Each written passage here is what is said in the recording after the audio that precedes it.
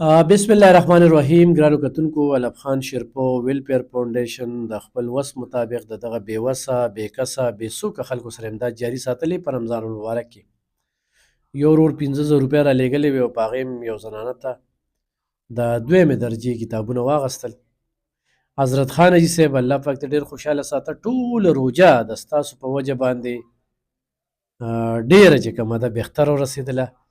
مننه یې کوم. 15,000 روپۍ ماله په دوو سټیپو کې را لېږلې وې، یو پیره 10,000 بل پیره 15,000. حق یې لالې د راته بخي. کپړو کې زه لږ قرضدارې پاتې شوم، او بل د دوبۍ دغه روډ ډېره زیاته مننه. بل ګرانو کتونکو، ما به د یو خوراکۍ ذکر کوو، خو تاسو ته پته وي نو چې هغې هم په خپلو دعاګانو کې یاد ساتئ. نو ابل چارسدې په هسپتال کې چې کومه واقعه راله، ډېر زیات پرې راته افسوس دی. خو یو خوا د دریو خویندو یو ورور 8 میاشتې تېرې کړې او هغه وفات شو، نو هغه پلار ته هم غټه صدمه وه.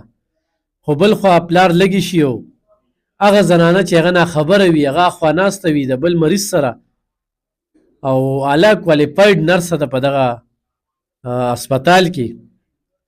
نو کله چې ام ایس شعیب صاحب ټرانسفر کېده، نو هغه په درناوي کې یو تقریب را جوړ شو. په تقریب کې ډېرې نرسانې موجودې وې، نو ما پکې د دغه یوې نرسې سره انټرویو کړله. د هغې نه پس هغه انټرویو چې هغه وکتل، نو زما پیج یې وکته، په هغې کار وکته. نو د ډېرو یتیمانو کونډو لپاره ما سره ډېر کومک کړی و. ما به پکې وي چې دغه خوراکۍ یاد ساتئ، هغې دپاره دعاګانې کوئ. یو د بهر یو خوراکۍ وه، خو دغې خوراکۍ مې په دې 10 ورځو کې ډېر زیات ذکر کړی، او وختن په وختن به رابطه وه هسپتال ته چې به داسې کونډه لاړله، نو هغه په دغه ایمرجنسي کې خو چېرې دا د خپلې تنخوا نه دا انجکشن یا دا ډریپو یا دا وغیره وغیره دا نه ورکوي.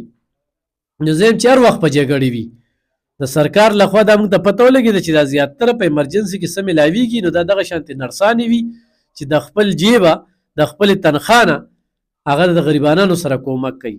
نو په دغه کې دغه نرسه چې زما په خیال باندې د ایوارډ قابله ده، ما ته هلته کې چې ووي راشه مړه چې یو داسې سوشل اکټیویسټ ورته وښیم چې هغه اپنی مدد آپ لګیا ده په دې هسپتال کې په ایمرجنسي کې 2 کاله تېر کړه، خو په 2 کاله کې ته چا ګیله نه ده کړې. او یوازې زه صفت نه کوم، خو اردلي له ورځې، خو کلاسپورټ له ورځې، خو چېرته د بلې نرسې نه تپوس کوې، خو د ایم ایس نه تپوس کوې، احساس دی ورسره. بیا په دې 10 ورځو کې چې چېرته هم څوک رالل، نو ما ته یا میسج یا کال چې یاره دا زنانه درځي او دوی له کپړې هم ورکه، دوی له سودا ورکه. خو د هغې را سره ډېر کافي کومک په دې هر څه کې کړو. نو همدغه دعا وه چې په سر ولې تمانچه کېږدي او خدای پاک یې بچ کړي، الله سره تجارت هر وخت روان وي، او بل په سر باندې ګزار وخوري، 2 پیرې په تمانچه ووالي شي. نو دغه هم ډېره زیاتې دی، او ناخبره کې چې هغه هغوی مړه م شوم او پړه م شوم، خو زه ورته دا وایم چې همیشه د ښو خلکو سره دا کېږي. موږ څومره د اخلاص نه کار وکړو، الله ګواه دی، خلک وایي دا دی او دا دی او دا یې وکړله او پټه یې وکړه. نو زه ورته یم وروره زه نن د زکات قابل یم. حضرت خان حاجي صاحب چې ما له دا پیسې را لېږلې، دا 15,000 روپۍ که نه دی زما د کور دپاره او زما د خرچې دپاره ما ته را لېږلې. او روژه کې م نوره ټکه فکه مزدوري به م کوله، اشتهار مشتهار وغیره.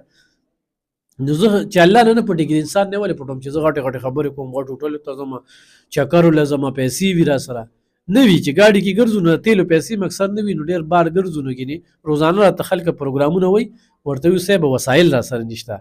نو دا یو څو خبرې مې د هغې زنانه دپاره کولې چې هغه زنانه ما سره په دغه روژه کې ډېر کومک او مرسته کړې وه، او وختن په وختن یې را سره رابطې هم کړې وې.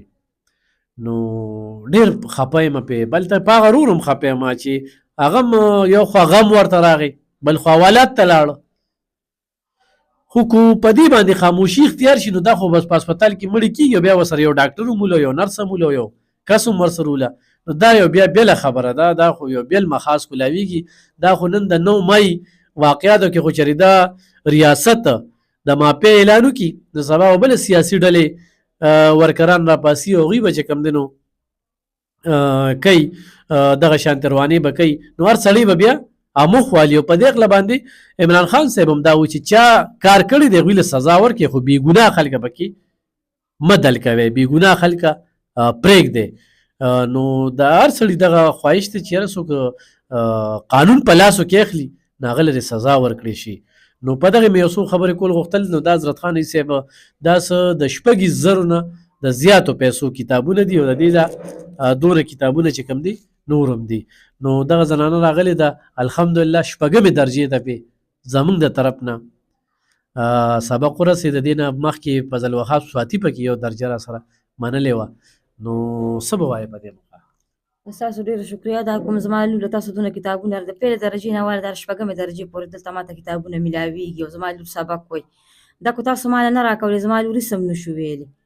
د تعلیم دغه کتابونه چې هم ماته دلته د لور میلاوي د خیر دا 14 کې شوله د پیله نه واله 14 پورې دلته ماته کتابونه او کاپیانې میلاو شوي دي او زما د لور دا 6مه درجه شو اخري هم دلته نه ماته کتابونه میلاویږي او زه دلته نه وړم او چې څوک یې ورکوي د هغوی هم ډېره مهرباني ده. د خان شیرپا هم ډېره مهرباني چې موږ سره دونه غټه مرسته کوي. حضرت خان صاحب ته به خصوصي دعا کې هغې ته به مو وایي چې یاره جومات کې ولې یو ختم وکړي چې خدای په بچو خوشحاله کړي، والدین ورته خدای پاک روغ رمټ ساتي او اوس خو اعتکاف ته هم ناسته او انشاءالله ټولو ته دوا چې دا کتابونه هغه څومره وایي او هغه کولاوي ټولو ته دوا کوي چې څوک دوی سره د امداد کوي دوا ورته ډېره زیاته کوي. الله دې ټول عمر خوشحاله او آباد لري. الله دې له عمر او جون او روژه کې ورته خوراکونه میلاوېدل هر څه راته میلاو شوي ټوله روژه مې وړي دي او هر څه راته میلاو شوي دلته نه او ډېره خوشحاله یم.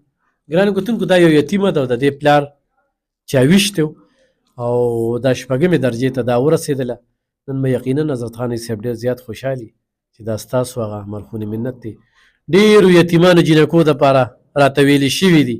نو خو څوک داسې غواړي چې یاره دا یو صدقه جاریه ده چې کتابونه ورته زما طرفه واله نه هغه زنانه دلته کې ماله راځي نو چې هغوی ته د ستاسو طرف نه دا کتابونه والو. خو دا اسلامي کتابونه دومره ګران شوي دي چې دا هم یو عجیبه شانتې خبره ده چې ډېر زیات ګران شوي دي. نو حضرت خان صاحب الله دې راته خوشحاله او آباد ساته. په دغه روژه کې ډېر غریبانان راته وستایل، ډېر غریبانان ورته دعاګانې کړي دي او ډېر غریبانان ستاسو په وجه باندې مستفید شو. روژه ماتي کې ورته سره وو هغه دوبی دار ورم مننه کوم دا خوراکي هم مننه کوم. خوشحاله او آباد اوسئ.